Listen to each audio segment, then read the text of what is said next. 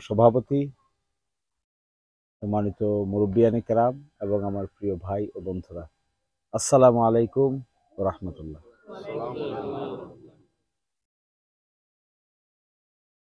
দেখেন, আসলে এই জগৎ সংসারে যা কিছু দেখা যায় সবই আসলে ক্ষণস্থায়ী, সাময়িক। ভালোটাও সাময়িক, খারাপটাও সাময়িক। এই সাময়িক জিনিসের পিছনে আমরা অনেক সময় খরচ করি, অনেক মেহনত করি, পরিশ্রম করি। দেখতে দেখতে এক সময় সংক্ষিপ্ত জীবন শেষ হয়ে যায়। নিজের হিসাব নিজের কাছেই মিলানো যায় না।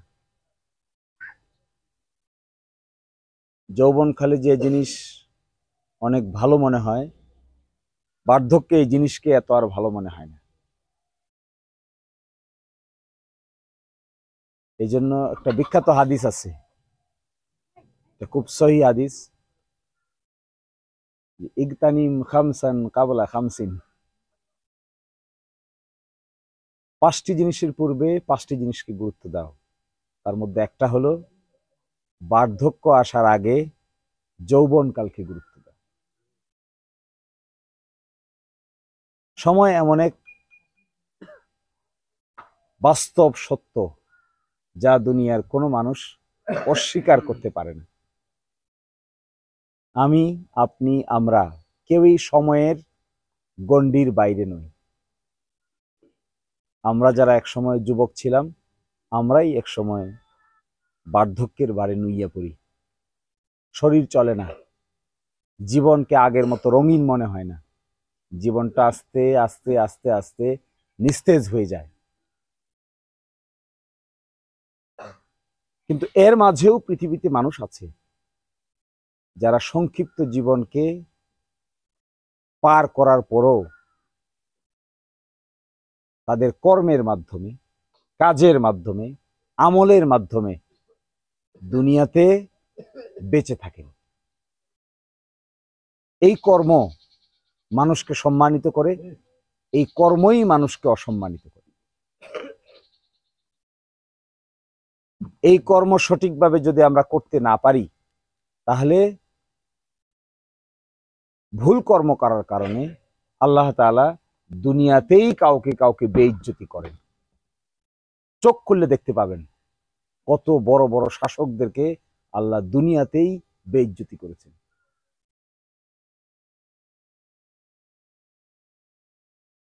এমনও শাসক দুনিয়াতে পয়দা হয়েছে যাদেরকে আল্লাহ তাআলা একটা ছোটখাটো মশার মাধ্যমে শিক্ষা দিয়েছেন।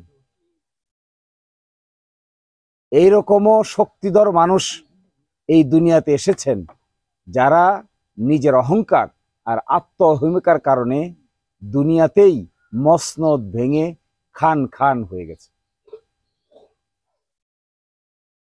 ফলে কর্ম যদি ভালো না হয়, কাজ যদি ভালো করা না যায়, তাহলে সংক্ষিপ্ত জীবনের শেষে আমাকে, আপনাকে কেউই বেশি দিন মনে রাখবে না। কত বছর বাঁচবো? 70 বছর, 80 বছর, 90 বছর, 100 বছর, 120 বছর? দিরাই সাল্লাহ ঘুরে একটা লোক পাইছি আমি যার বয়স 122 বছর। আর একজন পেয়েছিলাম দিরাইয়ের চণ্ডীপুরের 115 বছর। এর চাইতে বেশি বয়স্ক মানুষ আর আমি দিরাই সাল্লায় এখনো খুঁজে পাইনি। এরপরে কি হবে? এই যে অনিবার্য পরিণতি জীবনের, এই অনিবার্য পরিণতিকে আমরা যখন মূল্যায়ন করতে পারি না, তখন আমরা অহংকারী হয়ে দাঁড়াই, তখন আমরা ক্ষমতাধর হয়ে দাঁড়াই, তখন আমরা যেন তেন ভাবে সম্পদ আহরণ করতে চাই। কিন্তু এই সম্পদ একদিন নিজের গলার কাটা হবে, বোঝা হবে।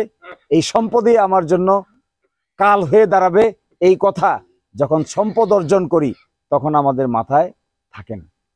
তখন আমরা যেন তেন পন্থায় মালিক হতে চাই, যেন তেন পন্থায় সম্পদের মালিক হয়ে নিজের বরত্ব প্রকাশ করতে চাই। একটা কথা সবসময় আমাকে সাংঘাতিকভাবে পীড়া দেয়, যে আমার বয়স এখন 46 বছর, আর না হয় 20 বছর কাজ করতে পারবো, 30 বছর।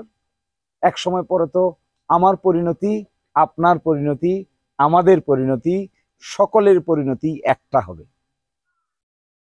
ক্ষমতা থাকুক আর নাইবা থাকুক, চেয়ার থাকুক আর নাইবা থাকুক, ধনী হই আর গরিব হই, যাই হই না কেন, শেষ পরিণতি সকলের সমান। এই কথা যাদের মাথায় থাকবে, এই কথা যাদের মাথায় শক্ত করে থাকবে, তাদের পক্ষে অন্যায়, অত্যাচার, অবিচার, অবৈধভাবে সম্পদের মালিক হওয়ার যে চেষ্টা, এই কথা মাথায় রেখে যারা চলবে, তারা চাইলেও অবৈধ সম্পদের মালিক হইতে পারবে না।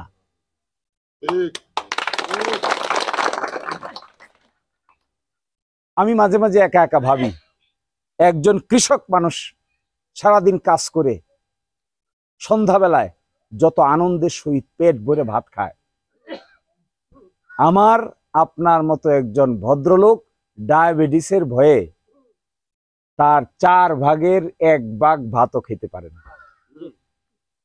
আপনি ছেড়ে দেখেন, সারাদিন কাঠ কাটে মিস্ত্রির কাজ করে ওরে খাইতে দেন, ও আধা কেজি চালের ভাত খেয়ে ফেলবে। আর আমি আপনি, আল্লাহ তাআলা রিজিক কেমন করে সংকুচিত করে দিয়েছেন। টেবিল ভর্তি খাবার, ফ্রিজ ভর্তি খাবার, টেবিল ভর্তি মিষ্টি, সিলেট থেকে আসছে, দিরাই থেকে আসছে, জগদল থেকে আসছে, দল থেকে মিষ্টি আসছে। ওই মিষ্টি একবার কই খাবো, একবার কই না, একবার কই খাইলে সুগার বেড়ে যাবে, আবার বলে না ডাক্তার না করছে, খাইলে আধা ঘন্টা হাঁটতে হয় না। তো রিজিক তো আল্লাহ তাআলা সংকুচিত করে দিতে পারেন। সবকিছু থাকা সত্ত্বেও এই রিজিক আপনার সামনে থাকবে, আমার সামনে থাকবে, কিন্তু ভোগ করতে পারবো না। বহু দরিদ্র লোক দেখবেন যে 2 জন, 5 জন, 6 জন, 7 জন সন্তানের জনক হচ্ছে, পিতা হচ্ছে, মাতা হচ্ছে। অট্টালিকায় বসবাস করা বহু বড় মানুষ দেখবেন 10 বছর, 20 বছর, 30 বছর চেষ্টা করেও একজন সন্তানের বাবা হইতে পারতেছে না। ওই সম্পদের তো অভাব নাই, টাকা পয়সার তো অভাব নাই, অট্টালিকার তো অভাব নাই, গাড়ির তো অভাব নাই, বাড়ির তো অভাব নাই, কিন্তু এক কুদরত আছে এখানে, সবকিছু আছে, একটা অভাব আছে, বাবা ডাক শুনতে পারে না, মা ডাক শুনতে পারে না। এগুলো দিয়ে আল্লাহ তাআলা মানুষদেরকে তার সীমাবদ্ধতা সম্পর্কে জানিয়ে দিচ্ছেন। কি সেই সীমাবদ্ধতা?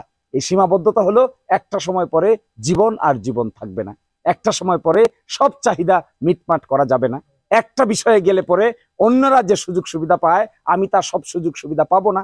আমাকেও যেভাবে যেতে হবে, আপনাকেও যেভাবে যেতে হবে, মুচিকেও যেভাবে যেতে হবে, চন্ডালকেও যেভাবে যেতে হবে, অট্টালিকায় বসবাস করা ভদ্রলোককে একই কাতারে গিয়ে দাঁড়াইতে হবে। এই যে সীমাবদ্ধতা, এই সীমাবদ্ধতার বাইরে কোনো মানুষ নাই, কিচ্ছু নাই। এদের কি প্রমাণিত হয়? এদ্বারা প্রমাণিত হয় সাময়িক অহংকার আর গর্বের বিনিময়ে যদি মানুষকে মানুষ মনে না করা না হয়, যদি সত্যকে সত্য বলে স্বীকার করা না যায়, মিথ্যাকে মিথ্যা হিসেবে আখ্যায়িত করা না যায়, অন্যায়ের আশ্রয় নেওয়া হয়, নির্যাতন